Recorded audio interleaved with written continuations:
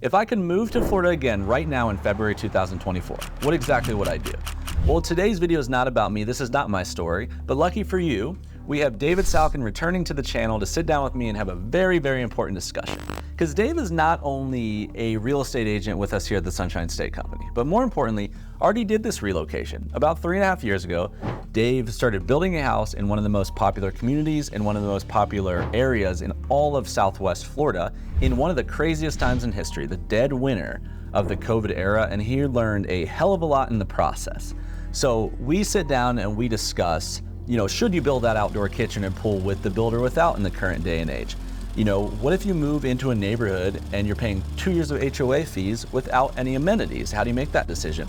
Financial leverage. If you sat back and you were going to revisit this whole conversation today from scratch from New Jersey and say Tampa versus Naples versus Sarasota, what would he do different? So Dave's hindsight perspective can be your foresight. I hope you enjoy that. My name is Adam Hancock. You have found yourself at the Florida Relocation Guide, your smartest way to buy, sell, and or invest in the entire state of Florida. Without further ado, let's hop in. Okay, welcome back to the channel, David Salkin. Thank you so much for joining us. And I want to hit about 5 different categories. We'll hop in. But off camera, when we were talking, the first major thing you brought up that I thought was interesting was the idea of builder options. When you build a house, you can do certain things inside, you can do certain things outside, depending on the builder, and change things, maneuver things, add things, etc. So on the idea of if you knew then what you know now, what would you discuss within that category? Okay, thank you. And I think so many things have changed since, let's say, 3 years ago when I was, putting my house together during COVID. You couldn't get a lot of things. So it was a little more limited. And I think today, in terms of going to let's say a design studio with some of these semi-custom builders like a Taylor Morrison or a Neil Holmes or, any of these folks that let you kind of design your own house. When you get to the design studio now, you have a lot of options. So the question would be, what options do you take from them? And where do you think about, well, can I get a better selection or save a lot of money if I do it after I move in? And so now you're weighing the convenience of moving in on day one and having your house exactly the way you want it or as close to it as you can.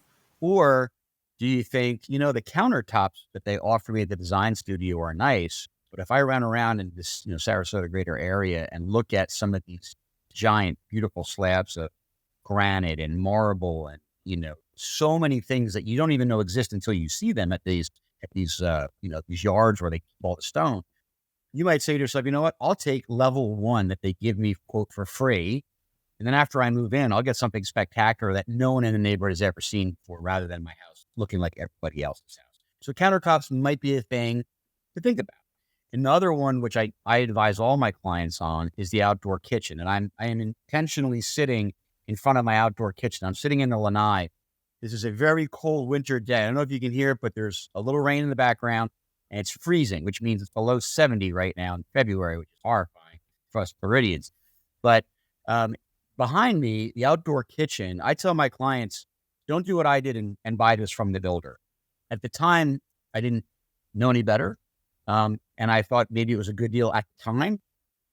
But today, you realize that for about $3,000, most of your semi-custom guys, they will stub the water, sewer, and electric lines to the back of the lanai. After you move in, you find a local guy that for somewhere between 10 and 15 grand will create an outrageous outdoor kitchen. And I'm a chef. I love to cook and entertain. And I probably cook as much outside as I do inside. I mean, the cleanup's easier, and who doesn't like a barbecue steak or whatever, right? So I like to cook and even eat outside a lot. And you can spend $30,000 with the builder to do this, or you can spend 10 to 15 if you do it after you move in. So just have the builder stub those lines and do it after you move in. And even though it's, maybe not as convenient as barbecuing the first day you move in, it's not a big install, and those guys can knock it out pretty quick, especially if you visited them before you close, get it all worked out ahead of time. They'll come in, the week after you move in, and they'll be done in a day or two. So I think that's one of the things where you pick your spots. I think floor tile, it's a whole different story. Floor tile, you're probably going to take from your builder, and redoing that is a big mess. And, you can't really live in your house while they're doing it. So it's a problem, right? You may have to just bite the bullet, take what the best thing you can get from your builder. Kitchen cabinets, another one. Do you really want to have to pull apart your kitchen after you move in? So, some things you're going to take from your builder and some things you're going to do after you move in. But I think the fear of having to do it after you move in really should be mitigated by the plethora of options and the price savings after you get here. Yeah, 100%. This is one where experience, if you haven't built a bunch of houses, matters a ton. And then the market is different at different times. So just the experience to know that what's what would make sense to do after in totality, but also to know that maybe at this month within the build process, I could talk to some third-party vendors. Maybe even during the inspection periods, I could have certain people access the house potentially. Right. And then I, also, and I would couple yep, that thought also with, like, let's say you're building in Star Farms with DR4, or you're building a Lennar house. These are very basic builds, right? They're not giving you the most luxurious countertops and cabinets and flooring, whatever. But if you can buy a house, let's say in Star Farms, for 600,000 or 700,000, that's a pretty basic build, but it's going to be in a great community with $3 and $4 million homes, and you got West Bay coming in. There'll be $1.5 million. You can be there for, let's say, 600, 700, and then do all these things after you move in and make yourself what looks like now to be $1 million house in that neighborhood. That's, another angle on how your equity can really be instantly picked up by going with a, nice structure that's basic on the inside. And then instead of paying builder prices, do it yourself. that's a really good point. I think in the Southwest Florida area, golf communities are a real good opportunity for that. Because like a Lakewood National in Lakewood Ranch has, I think, 2 of the top 4 or 5 golf courses on, I think, golfpass.com or something, but they're really nice courses. Sarasota National's the same. Welland Park Golf and Country Club's the same. But Lennar they are a scale spec builder. They're not saying they're anything different, but new construction golf is very, very scarce. So taking a shell like that, which they're building kind of a shell on purpose, would give you an opportunity to make a house that is very unique to a particular neighborhood. The other thing I wanted to measure out, curious to get your thoughts, is pools. I think like 3 years ago when you bought, I would say arguably the pool without the build, the chance that your pool gets finished within 2 years was getting a little risky because, Goodnight and aluminum, and there's only so many vendors and the shortages, and these guys are doing way more pools than they've ever planned on. They were just saying yes and taking a bunch of contracts. Pool builders were pulling out of being the in-house pool builder for certain communities just because of pure bandwidth. So if you did it third party, then there wasn't a lot based on the way they structure financing and the way you pay for a pool. There wasn't a lot to incentivize them. Not to say they do it on purpose, but there wasn't a lot that incentivized them to finish your pool at a certain amount of time versus get everyone's pool about halfway done and then move them along. So you could have a hole in your backyard forever.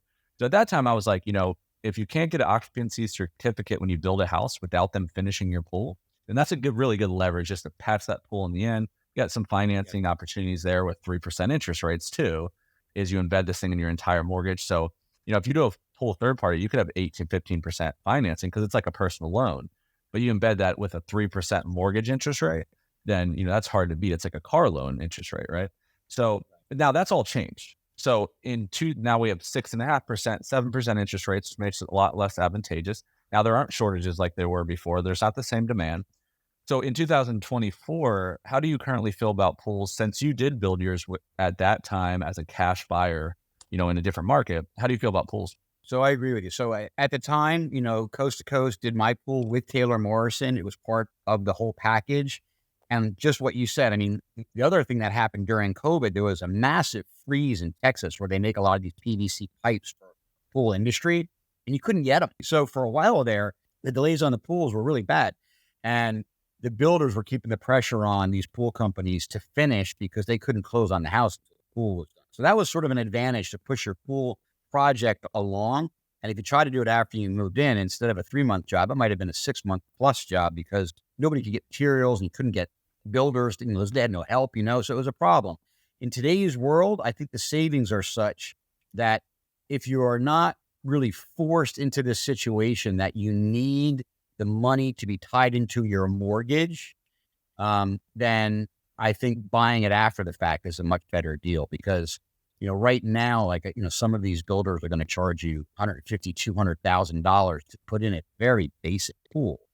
Whereas, you can do a travertine upgrade on the pavers or some other material, which is going to be beautiful. You can do, a landscape screen, which is also an upgrade. You can do the pool, saltwater, heater, spa, You can do the whole thing for somewhere between 150 to 200 is probably what you're going to spend, depending on the width of your home and how much materials you need, how big it's going to be.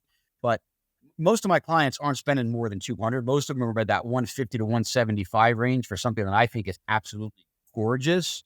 And some of these builders are charging the same amount for the most basic package on the planet. So I think you're better off getting like 2 or 3 quotes from local pool companies. There's a ton of them that do a great job out here. And my clients, I give them a list of people to go talk to before they close.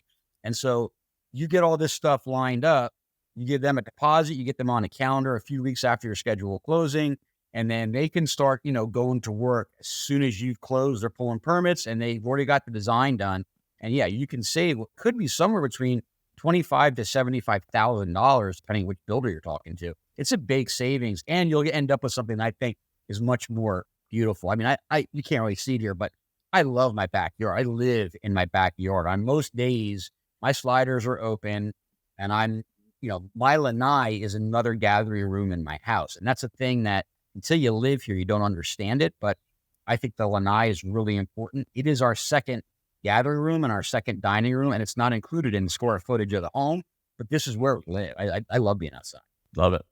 I also love that you planted a bird in the background to make it appear more tropical there. Well, I don't see them, but You got a bird in a cage back there? Yeah, if you're like an ornithologist, you're in heaven out here. I've got sandhill cranes that are 5 feet tall walking past my cage every now and then. My dog doesn't know what to do about that. Okay, let's hop to number 2, and that's the topic of neighborhood amenities. So I think you have 2 major things going on when it comes to amenities on a build in the context of the if you could do it again conversation. Okay. One of those is you move into a community and in the first phase, and you might be 24 months without any amenities in your community, and you're paying potentially fees that whole time, not just the CDD, but you're paying actual monthly HOA fees. And the other one is the idea of buying a house when the amenities are not built, and they're just an idea of a rendering of possible opportunities or possible drawbacks that come with you having foresight based on an idea in advance. So can you talk to that? Sure. And the first thing is a shout out to my nephew for giving me my favorite coffee mug, and I hope this is beautiful on the street. So if you don't mind the inconvenience of moving in and not having all of your amenities done, this is another angle where you can really potentially win a boatload of money, I think. So let's say, let me back up and say I live in Esplanade of this area, which is Taylor Morrison community. When we were moving in, we were looking at photographs and renderings of what was going to be here when the pool and the Bahama bar and all that stuff was finished. The gym, all these things, they weren't done yet, but it looked beautiful in the pictures. And so you come in on the promise that they're going to make something nice, and you hope it's going to look like that. And so I got in early, and I had a ton of equity in this house already in a very short time, because at the time there wasn't a lot here. I was one of the earlier sections. And now all this stuff is finished. And so I just came back from the gym. I have a beautiful gym. It's located in the spa area. So if I wanted to go to massage afterwards, I can go do that. They have the little coffee shop in the back where you can get a protein shake after the gym if you want to do that. The pool area is as nice as the Ritz-Carlton. I mean, it's outrageous with the Bahama bar, like all the amenities. I really feel like I live in a hotel. I mean, it's outrageous. This is true resort style amenities. Now, if you'll fast forward to today, and I've got clients looking in places like Wild Blue or Shellstone, which is south of Wild Blue. They're going to be sharing their amenities, which on paper, again, it looks every bit as beautiful as what we have here, probably going to be even nicer, probably on the scale of like the Lake Club or something like that. My clients who are buying in phase 1 and phase 2 of those communities without amenities, they're getting in at a price that the moment those amenities are finished, and guys like me can now take their clients into a community and show the clients what's there. This is the amenities. This is where you're going to live. That's it. Like for the clients, they're like so excited. They can't wait to move in. I want to live here. This is outrageous. But for the pioneers, the ones who are going out there now looking at, flat dirt and saying, this is where it's going to be, you have the inconvenience of having to wait a year and a half maybe until that stuff is done. But your house isn't going to be done for a year to a year and a half anyway. So how much time are you really giving up if you're doing one of these massive custom homes? You're going to spend, let's say, somewhere between $2 and $4 million to build an AR or Lee Weatherington, one of these big 3,500 square foot custom outrageous houses. That takes 18 months. So by the time your house is done, the amenities shouldn't be far behind, or maybe they're going to be done by then. But I think the people who are moving in another year, year and a half, when the amenities are starting to be finished, their price point is way different than what you paid, because the builder is going to be escalating over time anyway. But the day that those amenities are open and tours can now visit that, that's their best selling point. So all of a sudden the prices really jump up. And I've seen it happen here. I mean, when I take clients through the amenities here, they're ready to sign a dotted line right away because it's beautiful here. Like, why wouldn't you want to live here? If this is your price range and you like this style of living, the amenities here are the best sales person for this community, right? So I think it presents a great opportunity if you get in before the amenities are, plus just the fact that you're in phase 1 or phase 2, what's probably going to be a 5-phase community. You get in at the early pricing, and it's the developer that's going to be escalating those prices every few months as sales continue. Yeah, I think that's really interesting. You see this a lot with Welland Park. When you were shopping, it wasn't a viable choice as far as like what you could see concrete tangibly. Not the West Villages side, but the Playmore district. And what I was really telling people then was you had to earn the information so much. The shopping experience was terrible. You were going to view the idea of homes at other communities, like Right. Toll Brothers and Neil were selling these from other communities, but the experience was tough. There was no downtown Welland built. Where you come now, you could tour not only 9 to 10, 11 neighborhoods, but also they can take you on trolley tours around the downtown. And obviously, it's going to be way easier for people to make a decision. So the people that guessed in advance, a lot of times won. And, this is the same with pre-construction condominiums. It's an idea, and if you can be the one that guesses right on the idea, then typically you'll win, at least financially. And then secondly, if you just look at the pure economics of it, I was thinking about it while you were talking, and you're talking, okay, I'm paying all these fees, they're taking me for a ride for 2 years. Like, what am I paying for? Well, if you look at like $3,500 to $5,000, $7,000, worst case, you paid in technical fees, then are you going to win on equity? If you're in that phase 1, how are you not going to be 15, 20, 30K up in equity? In the kind of price fixing is probably the wrong word, but the kind of price fixing structure that builders do, one builder building one community with 5 phases that control every phase and try to get these homes to appraise so people don't get mad, that they're raising prices incrementally and they're using all of their data in which to do it because they don't want prices to get out of whack. So they almost guarantee equity from phase 1 to phase 5. It's even how they release the homes, which lots are saved for the end, all that kind of thing. It borderline guarantees phase 1 to win in most markets, now with shades of gray and asterisks in between. But you'll probably win a lot higher on equity than you'll lose in the fees that you paid for the 2 years of your home being built. And on more macro level, talking about Welland versus Lakewood Ranch, because when I was here, 3 years ago, Welland Park was at the very infancy. And, clients then who maybe were priced out of Lakewood Ranch, the prices pushed them to Welland or to Parish. And Welland, there was really so little there to look at. You were kind of buying on the promise that this is going to be like a little Lakewood Ranch concept, right? You fast forward 3 years, there's no real price savings to go to Welland versus Lakewood Ranch anymore. I find that the homes in Welland Park, the majority of them tend to be smaller than what you find in Lakewood Ranch. That is now changing with Everly and with Sam Rogers building, beautiful larger homes. But in the beginning, they were much more like the coastal cottage sort of beach house sized homes. They were 1,600 square feet, 1,800 square feet. They weren't doing a lot of 2,500s down there.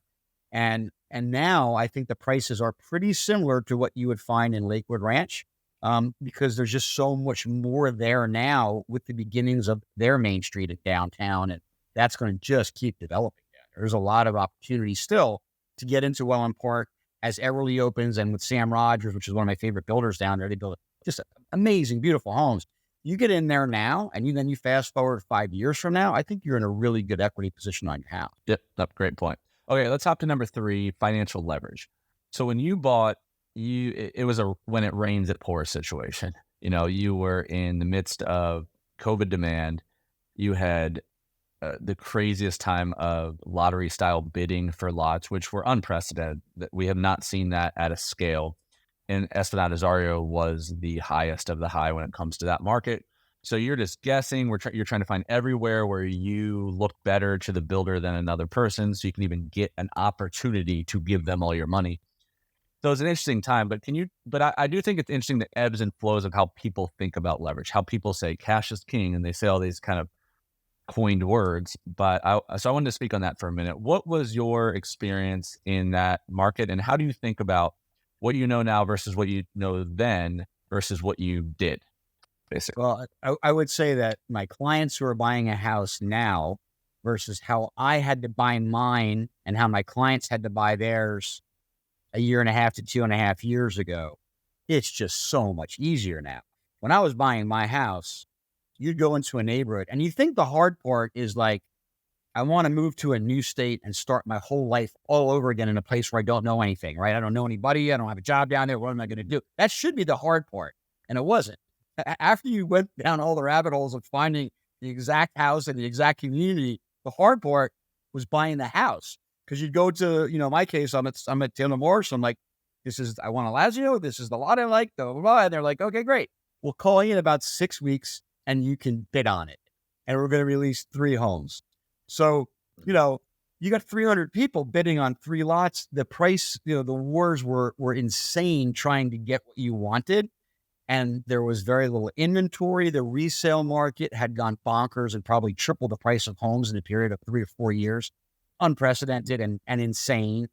But you didn't have a choice. If you wanted to escape the state you were living in, I hope you can hear me. It just started raining really hard. If you had to escape a state that you were living in to come here, you had to be in the game that existed then, which was, I'm going to throw all my money at you and hopefully you're going to pick me, because it was just bidding wars. Today, on the resale, as much inventory as you need to choose from. The prices have, I think, softened and leveled off. Some of them have come down if they were unrealistic, because you got home sellers now who still think they're going to get COVID level pricing, and that ship has sailed. So until they get realistic again, their homes, some of these are sitting out there for 60 and 90 and 100 days. Why? Because they're asking too much. So until they lower their prices, they're going to sit.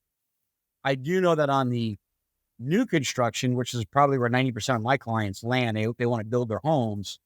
In the new construction world, let's say in Lakewood Ranch, you've got 30 communities to choose from that are building new community stuff. Half of them are sending me emails every day about all the incentives they're offering. But those are not the half that my clients ever pick. The half of the communities that everybody seems to want, their prices are only going up. They've been very stable. So, it's the 80-20 rule of inventory as a retailer, not a realtor, as a retailer. If you got all this inventory sitting, 80% of the people are picking the same 20% of your inventory. And it's the same as a realtor in this world too. You come into these communities, they may offer 15 floor plans. The buyers are picking the same 3 and 4 and 5. It's the same homes that are selling over again. So the most popular floor plan in the most popular community and new construction, the prices are only, to me, I think they're only going up because everybody wants the same stuff. If you happen to like a community that has less demand right now, as of February when we're filming this, I think you can make some offers in some of these places where maybe they're going to give you a deal on the lot price. Maybe they're going to throw more cash at you towards closing, or the designs, the design centers. And that's really based on a real micro look at community by community, just knowing the community. I think that's why you have a buyer's agent on your side. Is we do this every day. We know which communities where highest demand, you don't have any leverage. This community over here, if you like what they build, here you might be able to save a little bit of money. So it's really going to come down to not only the financial end, but for the buyers, what makes you happy? What's your quality of life? What do you like in a community? Do you need a resort style amenities? It's that kind of stuff. So, that's really picking your spots. Yeah, for sure. And I want to bring this one up because I know that, you were on the cash side of things, but even at the time you were buying, I had a really healthy level of doubt that they weren't preferring cash because deposits were so high. Just as an example, deposits were so high that have nothing to do with the mortgage. They could roll into the mortgage, but it's a separate thing. So, Taylor Morrison's charging 20%, which is a lot of cash to float for 15 months. Yeah. But they also owned a mortgage company and they owned the title company. So if you had the liquidity for a deposit and you got a mortgage, they make more money. So I had a doubt that people were, or I had a thought that people were winning bids somewhat due to that if all was completely even. So just in markets of the interest rates going up and down and the bidding and all these kind of things, I did feel over the last 3 years, I really saw many, many examples because we were in the throes of that bidding. I was juggling 19 balls in the air. I was like making buddies with all the people on site. And I felt like I was, or at least I thought that we could puppeteer some level of control of winning these bids.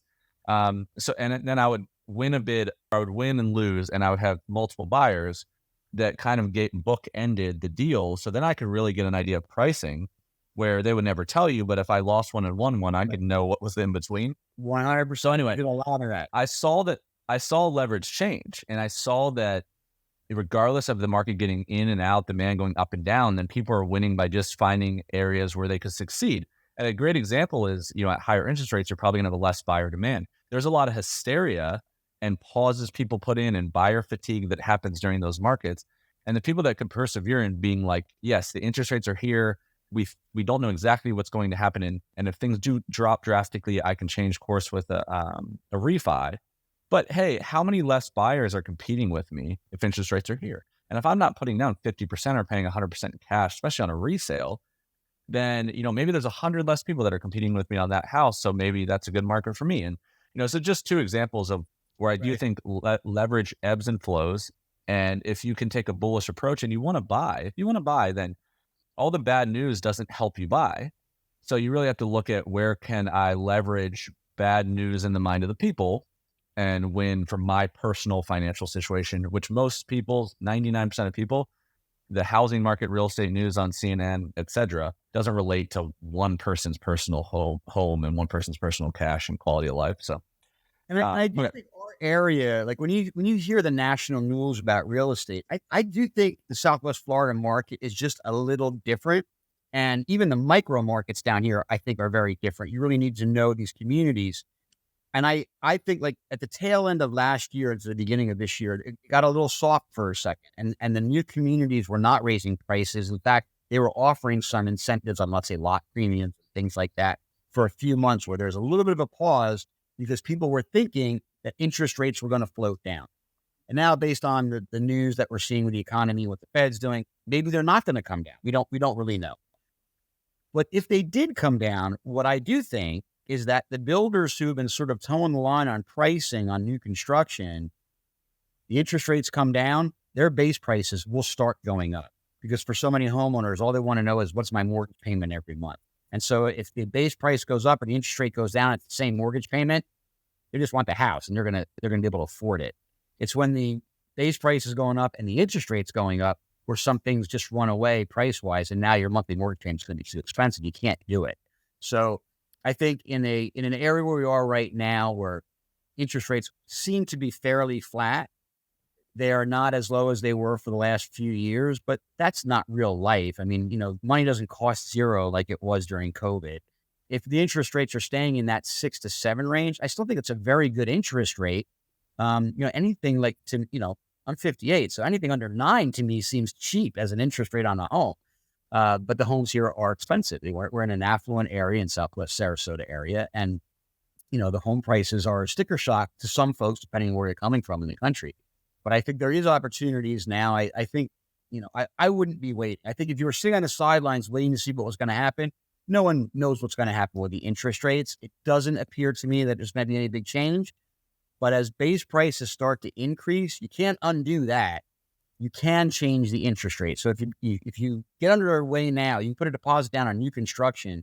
You're going to have 12 months from now, maybe when the interest rates start to float down, that's when you're going to be locking in. So you'll have the opportunity to follow a lowering interest rate, but I wouldn't necessarily wait, because as the interest rates do come down and base prices start going up, you will have missed a chance to buy that house for maybe $20,000 or $30,000 less on the base price. You can always refinance. That's just how I look at it. Okay, let's move on to point number 4. And that's the idea of you kind of had a scale of these two sides. And one was on that demand question. Just like a saturated market is a good example. Is the reason that a market's saturated because that's a proof of concept. That's what people obviously want.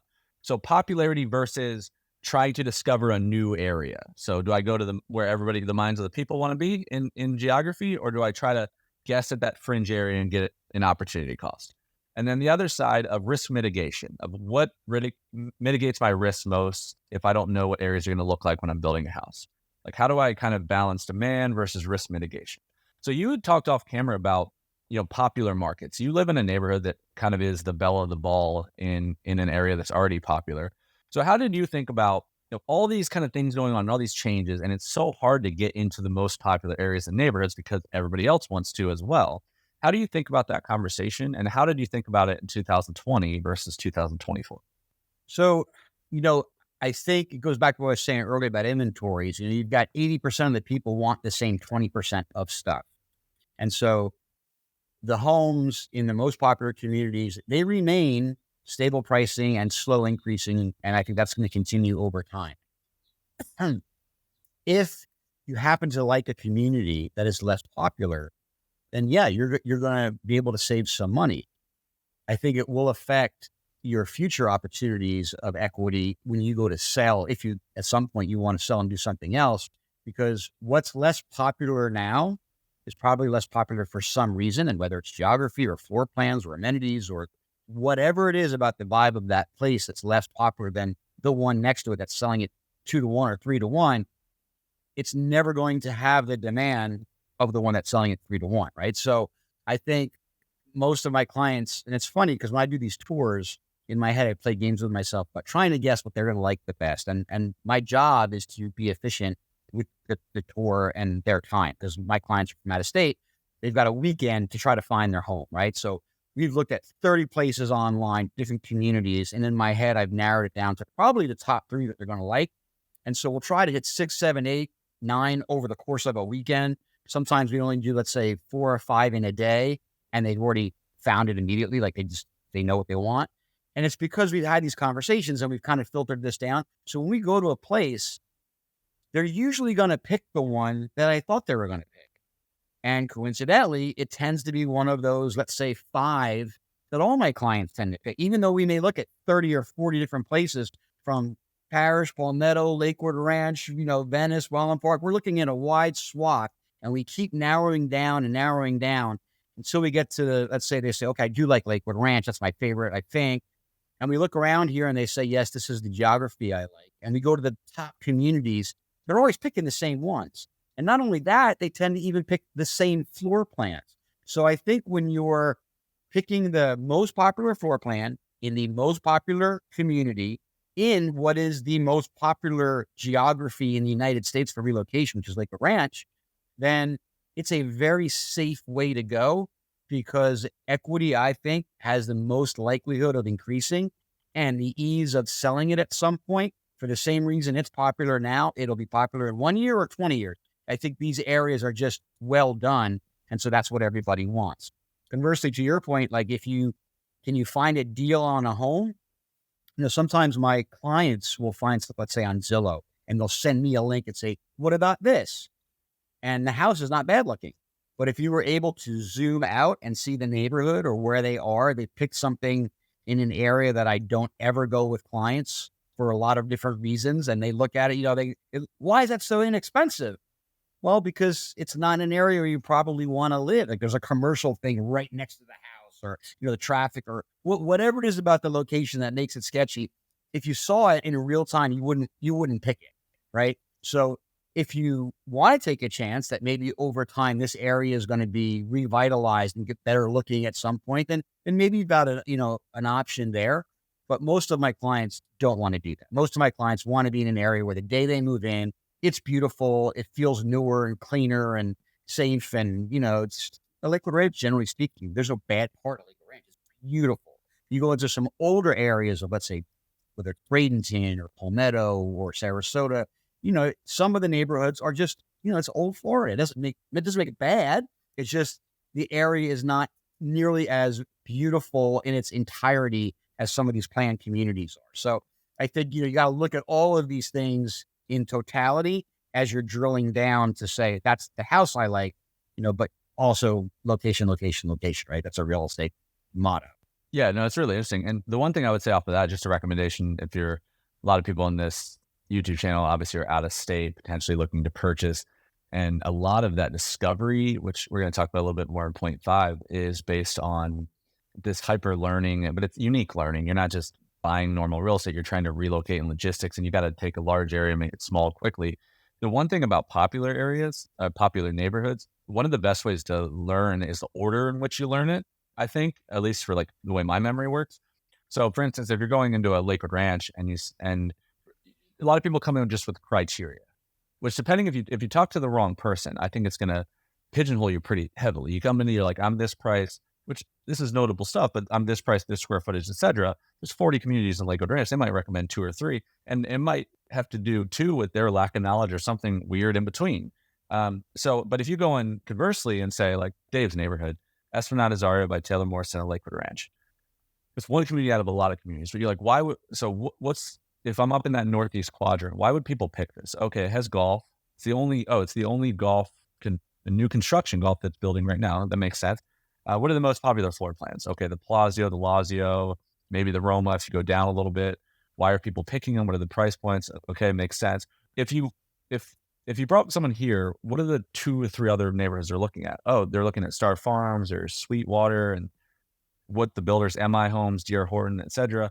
Why would they do that? Oh, it's just they're all trying to get to this geography, and that's just what's around there, or the juxtaposition. Same with Waterside, right? Like what's the alcove to the other neighborhoods, and then you take that whole idea and you say, okay, because now we're talking, you got 7, 8 builders you're learning from. You're stylistically, you're like, okay, I went over there. I just really don't like these floor plans, but I like the price points better, or something like that. So if I take this whole idea and Lakewood Ranch is too much for me. It's Pleasantville. Is there a smaller version, or can I get closer to the beach at the same price point? So you drop the whole thing in Welland Park. You're like, oh wait, okay, so it's still Neil, it's still Mattamy, it's the same guys, right? So the reason that we know it so deeply is because it's not as vast as it seems. They're all ideas of what these guys are doing, and they replicate it over and over and over and over, all in Southwest Florida. So I think that'll be a really interesting contrast to learn versus the way people typically navigate the real estate market. Just food for thought, and we could obviously assist with that, but it's a great way to back your way. Yep. Yeah, and living here, right? Like Gracewater is brand new, and it solves problems for some of my clients because it is 5-10 minutes out of downtown Main Street, Sarasota, and very closer to, it's closer to the beaches. It's a unique thing that just opened, right? So you wouldn't find it online, like unless you lived here and knew to go, bring somebody to show them, hey, this is a brand new option. It's like an old golf course, so a very large swath of land in an area where there is no land. Sarasota, right outside of town, is all completely developed. But here you had a builder come in, and Bravada Homes bought a golf course, and they're going to do, amenities and a planned community, and it's going to be all brand new. That is a unique thing in an area where those rest of the homes are, 50, 100 years old because they've been there since the time that Sarasota began. And so it's an opportunity I want to be nearer to the beach. I want to be closer to downtown, and I don't mind living in an area that is a little more heavily developed, maybe not as, Pleasantville as Lakewood Ranch, but, for certain folks, this is a great fit. But again, that's why you have us, right? Because I don't think you'd find it by accident, just, stumbling through trying to find places, right? No, I just think, we in our heads, we do that side-by-side comparison of communities for our clients. Like when they give us their budget, they tell us about square footage in bedrooms, they tell us whether or not they need amenities. And as they're talking, I'm just going through communities mentally and saying, okay, I'm listening. I'm not going this one. I'll have a half a dozen in my head just based on a first conversation. Send them the email with the links. They can look at that and give me the feedback. And based on those early conversations, it very rapidly becomes a very focused search. So when they fly in for the weekend, you know exactly where we're going to go, and it's not going to be a waste of a trip. Yeah, and I think I would say on that point about the Bravada Homes thing is interesting. Is a lot of people, and that's why it's really good. The way I described how to search, that it's really good. It's important the steps you take, because a lot of people, I think, I'll find out the right information, but too early. And Bravada Homes building a Rolling Greens golf course, if you're from here like me, you know exactly what it means. If you're not from here and you went over there randomly, even if we told you all this kind of stuff about how it is the best mousetrap for your search, if you find that out with no context of feeling that area for a while, you're going to find out too early. And In hindsight, it might make sense, but it's not going to make sense at first. So going down a search and kind of on the easy stuff, the Lakewood Ranch, the Wellens, the stuff that looks like it does online, and it not quite working because of geography, or this looks too platted, it looks too Pleasantville-ish, to Dave's point, then the Bravada starts to pop up when you're looking for what else. But those urban infill communities that are old school Sarasota, which the reason that they're urban infill and they're stuck in the middle of mature homes is because most of the attractive geography in every market that's coastal like that was built first. Because why would John Ringling come to Sarasota and then build out east? He's not going to. He's going to start at the beach and it's going to bleed. Right. So I think the order is really, really important. Okay, let's hit one more, and then if you guys stick with us for just a minute, I think it would make a lot of sense within this conversation to go a little bit more personal. I want to tell you a little bit about like the evolution of how all of this came about, like a personal story for me that I haven't done a lot on. I don't know if I've ever done this on this channel. So right after this point, I'm going to do that. So let's talk macro strategy as point number 5. So bring this whole thing full circle, Dave. I know when you were shopping, you were pretty holistic with it. You were looking for like a water-based lifestyle. I know you looked in all of Southwest Florida kind of, but there wasn't near as much available for you to eliminate in order to choose Lakewood Ranch. You might have chosen it anyway, but you definitely didn't have like really sexy juxtapositions at the time. They weren't real viable. That's different now. People are going to have 3 to 4 actual legitimate choices versus Lakewood. So can you talk about how that went the first time, and then how you would think about it now as far as the macro relocation from New Jersey search would go? Yeah, and I go through this conversation almost daily with clients, right? So everybody that I work with, for the most part, is from out of state and from all over the country. And it's typically, the high tax, high crime states where people are fed up now, right? So you got New York, New Jersey, California, Minnesota. I'm seeing, in Chicago area, a lot of people from the same places are consistently looking to escape and come to Florida, right? And so they don't know the area other than maybe they were here on vacation at some point. My best buddy lives in Tampa Palms. I've known him since I'm 5. When I came to Florida, I'm going to go live near the one friend I have down here. I don't know anybody else down here. And I started looking in Tampa Palms, but I love to fish and spearfish and scuba dive. I got to be somewhere closer to the beach. I grew up near the Jersey Shore. I was 25 minutes away from Manasquan. I wanted something similar. Now, I ended up being about 40 to 45 minutes away, living here in Lakewood Ranch. But when I started looking, I was looking in Tampa Palms, Odessa, up to that area. That's over an hour to the beach, and not really the beaches I wanted to be at. So that kind of eliminated it for me and moved me further south. And as I'm coming south, and this is the conversation I have with clients, even folks who are happy to live in the suburbs, they do want access to what a city offers. And on the West Coast, your cities are Tampa, St. Pete, and Sarasota. You start going south, I don't consider Naples and Venice as cities. They're very pretty and they're quaint and charming, but they're small. It's not a legit city vibe. And I think downtown Sarasota, to me, it's a great city. It's clean, it's beautiful, it's safe, it's on the water. It offers so much in arts, entertainment, restaurants, shopping, whatever you need from a city, you have it in Sarasota. And if you don't, then you go to Tampa and you have it there. So we are blessed by geography here in Lakewood Ranch. I'm half an hour to the office in downtown Sarasota. I'm 40 to 45 minutes to the beach. I was at Anna Maria Island yesterday. It took me a little over 40 minutes to go from my house to be on the beach. I got to tell you, in February, where you're sitting at a restaurant outside on the beach, looking at the water while your friends are home at 33 degrees, light drizzle. Yeah, it's a little bit better being here.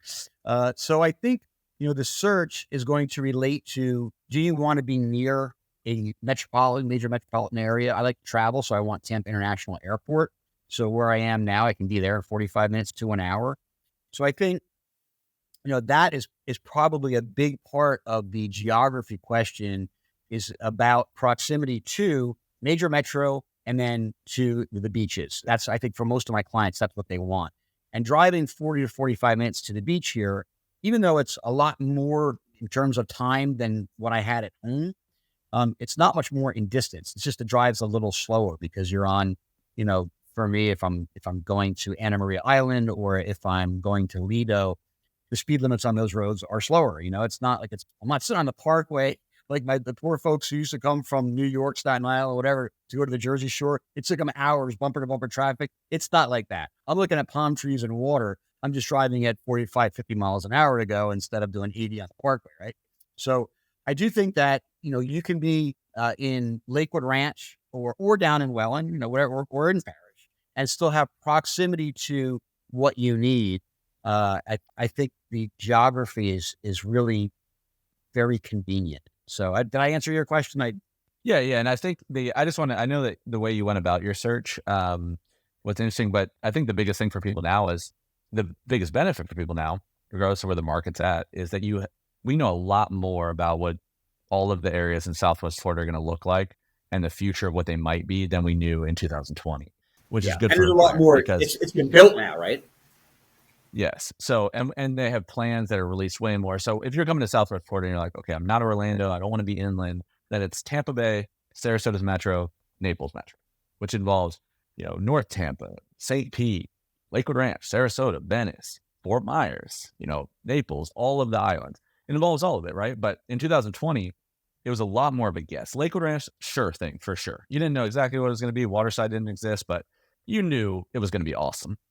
But Westy Chapel was uncharted, kind of. It does not look like Lakewood. It's way more mature of an area, so they built it different. Naples was still really old school, not a lot of new construction. And they're trying to figure out, why would I pick Naples or Sarasota? And then Welland was weird. You didn't know it didn't look like it could be cool, but people are used to the old Welland.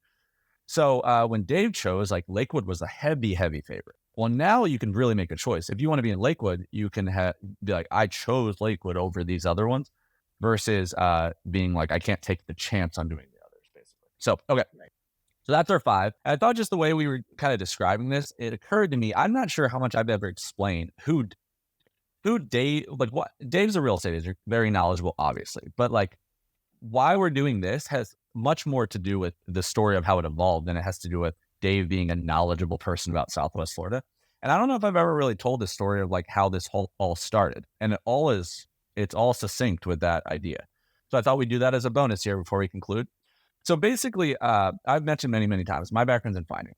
So I came into real estate about 2019-ish, like formally. And my background's all in like predictive analytics. So I'm like mouth guy. That's why I talk so crazy. Colorful bungalows, a majestic scene of eateries, theaters, shopping boutiques, and artist enclaves.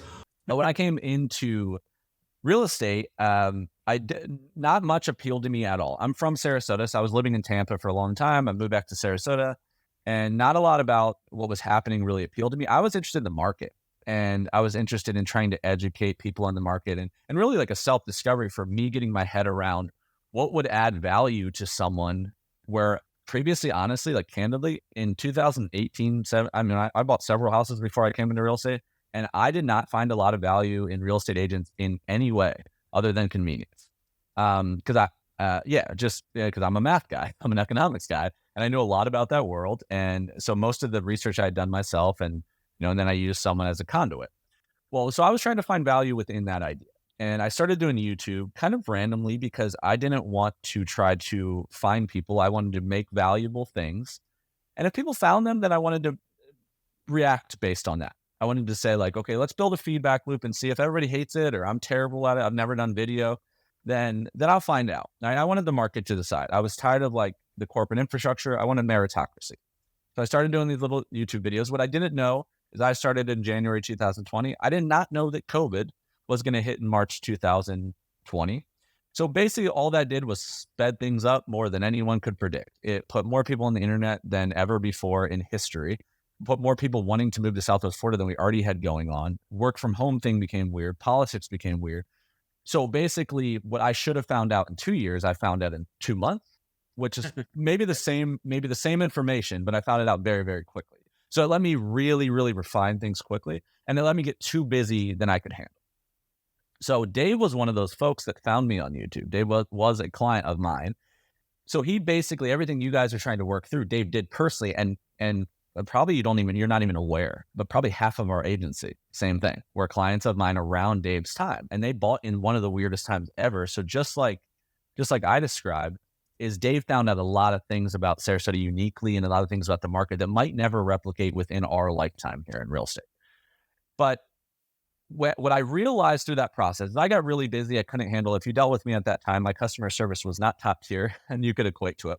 But what I realized was I thought the videos were so important. The reason that I was not giving people the time that they really deserved is because I really thought it was, if I could give you the right information and you were kind of mad at me, like not hand-holding you as much, but I knew that I put you in the best position economically, that's what I prioritized.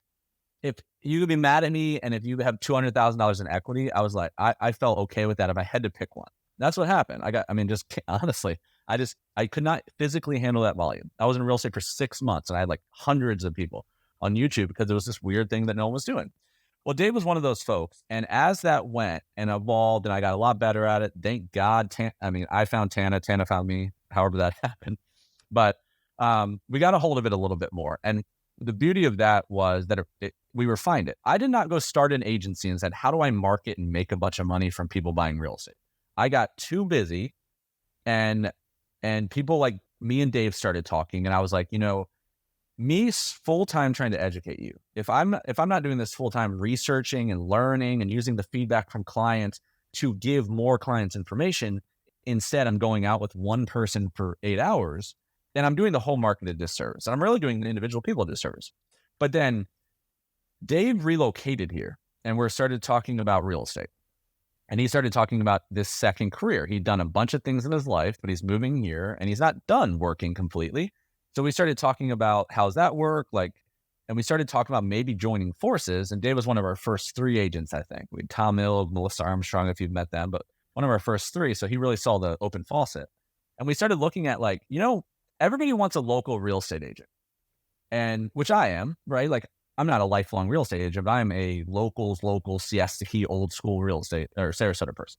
And everybody wants that because they want that backing. They're not from here. What do I not know that a local does know, right? A lot of it's a facade, transparently, but they want that, right? But what I'm looking at is I'm like, is there a better person in the world to help someone relocating versus the person that just went through the relocation? Probably not, because it's not knowing a lot about Sarasota real estate, like I mentioned. It's knowing how to relocate logistically from the Northeast to here. You have the exiting one city, selling that home, dealing with all that. You have this big gap of time in between. You're building a house. You have this, how many times do I need to visit? Am I taking a leap in a career by buying? Like, what do I do with that liquidity? All of those things, local real estate agents don't learn because they're not doing that all day. The person that's relocating is researching as a full-time job.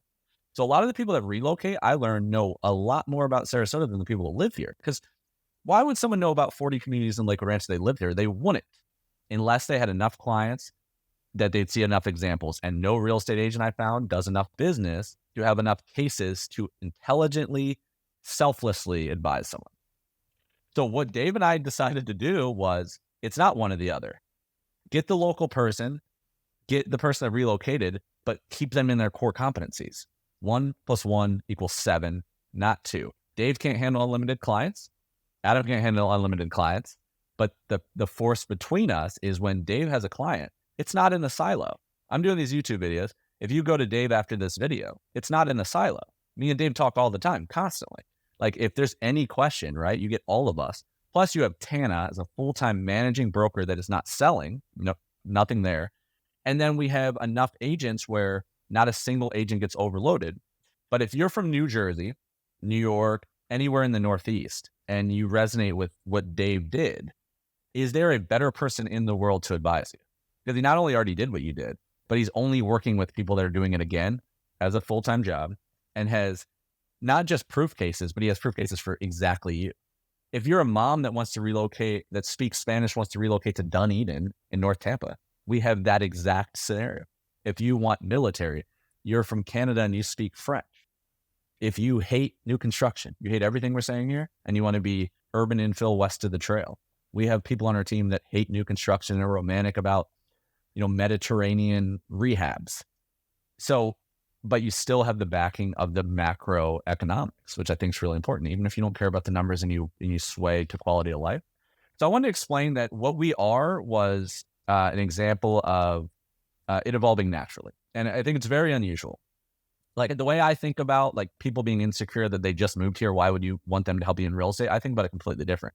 I think it's everybody staying in their lane and working together in this non-ego, non-greed way helps the actual buyer consumer in the best way possible. And at the worst case, we feel like we would rather educate you and you do it by yourself and you feel good about that than to try to save information so you need to use our organization or anything like that, because we think this is just a self-correcting thing. So I thought it was just a good opportunity to explain that, if that makes any sense at all. But that's what we are. That's who Dave is. That's who Casey is, Jeff Cave, any of these folks you see.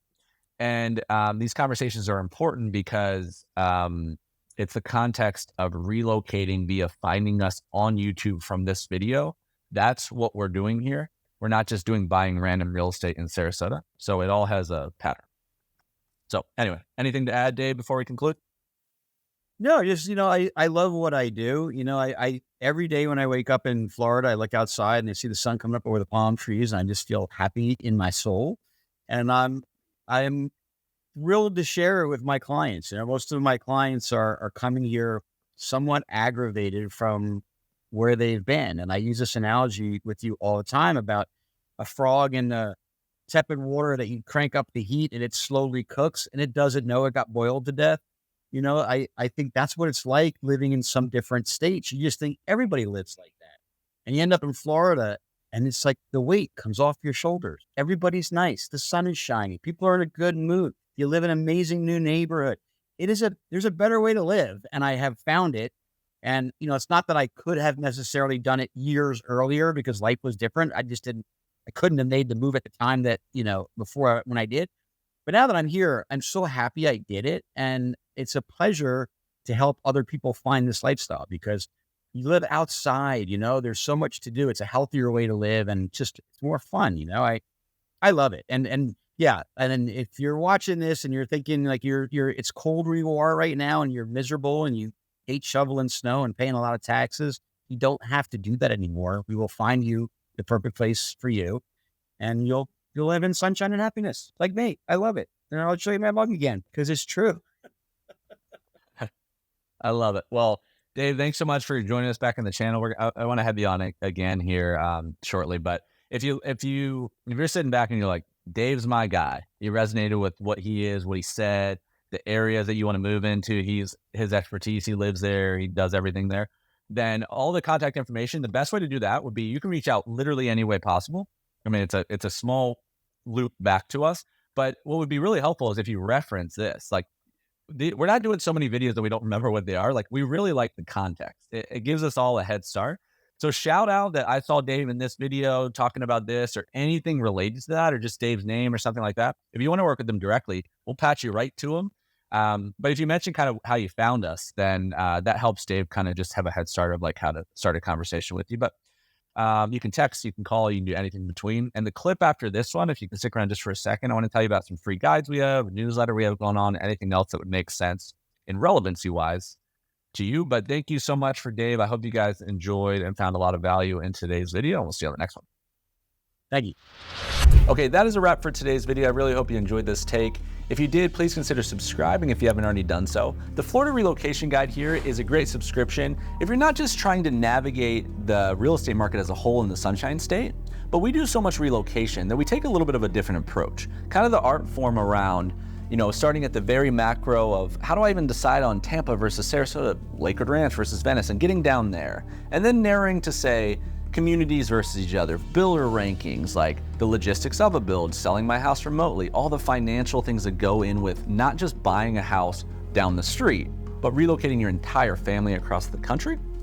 So if that sounds interesting to you, that's really our specialty. We're full scale either way, but this is a good place to learn about the town in that way, which I think is one of the best ways just to learn in general. So even if you're just a voyeur, entertainment purposes alone, please consider looking at that. Our website is an extension of this channel, so there's some cool things going on there, thesunshinestateco.com. One, I built these kind of flip books, 15, 20 pages of relocation guides, neighborhood favorites. We updated Tampa and Sarasota for 2024. Naples coming. We have a new construction Sarasota specific. We do spreadsheets and breakdowns. Anything that I really give out on the channel, we put on that site evergreen. Newsletter is similar fashion, so that just gives you a little bit more real-time information.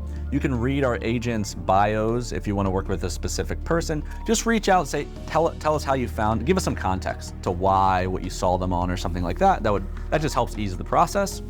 And if we can help you in just generally any way in the real estate market, buying, selling, and or investing, all of our contact information is below. I think we have a really unique organization, like I mentioned, so please consider exploring that. Most importantly, thank you guys so much for giving me a little bit of your very, very precious time to watch today's video, and we'll see you on the next one.